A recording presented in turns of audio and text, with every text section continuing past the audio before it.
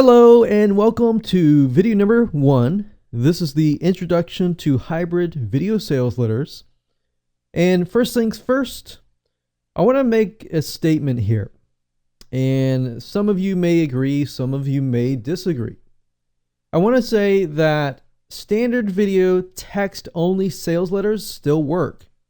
They still work today, but because people are, they're seeing it over and over and over again, a lot of people have gotten used to it.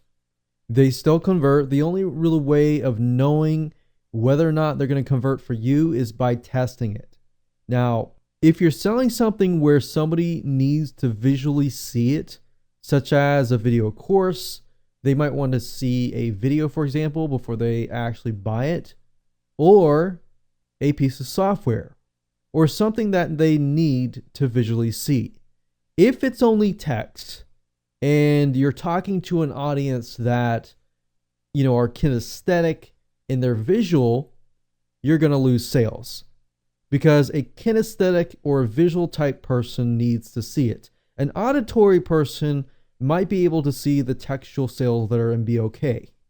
So you got to realize there are auditory, there are kinesthetic, people who are hands-on, and people who are visual. So a lot of times people forget about the kinesthetic and visual type people. And if your market is filled with tons of kinesthetic and tons of visual people, and you're only using a text sales letter, that can be a problem. So obviously different markets can be different, but while this could be debated, this course has been created from actual testing of what has worked well for us. And by stating the fact that there are 3 different and many different types of learning styles, if you can create a video sales letter or a smart video sales letter that mixes up text, screen capture, and different types of mediums that I'll explain later down the road, you'll be able to increase your sales conversions because you'll keep it interesting, you'll keep it engaging, you'll address what needs to be addressed, and you'll increase your conversions. So the hybrid removes skepticism, which is more and more common nowadays. More people are skeptical, so it's a lot harder to sell to them. So you really need to take advantage of all the technologies that are available to you and stay ahead of the game. So what I want to do now is to give you a quick videos overview so you know exactly what to expect in this video series and how everything is laid out. So video number 1 is of course this video. Video number 2 is who is your audience, and that video is going to show you how to figure out exactly the demographics of your audience. Now, there are many different tools out there that you can use. I am going to stick with 3 different tools that I personally have used over and over and over again. I'll show you what my favorite tools are and why, and which tools give you certain types of data so that you're able to see exactly who that person is. Their pains, their purchasing behaviors, who they are, and more. So more than just demographics, we're really digging deep, trying to figure out exactly who you're talking to, because if you can figure that out, then creating the video sales letter is just going to be so much easier.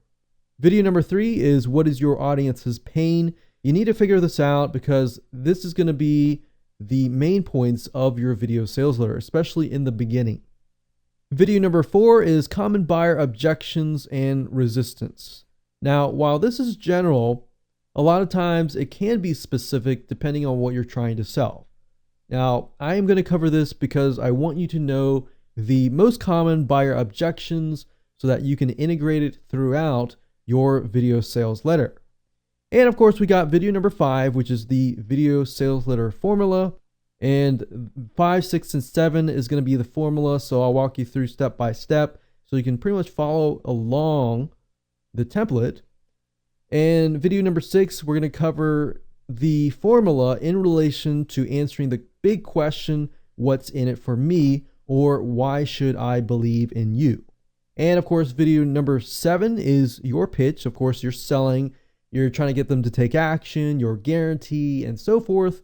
And video number 8 is how do you tie technology in all of this? How do you increase your conversions by using technology?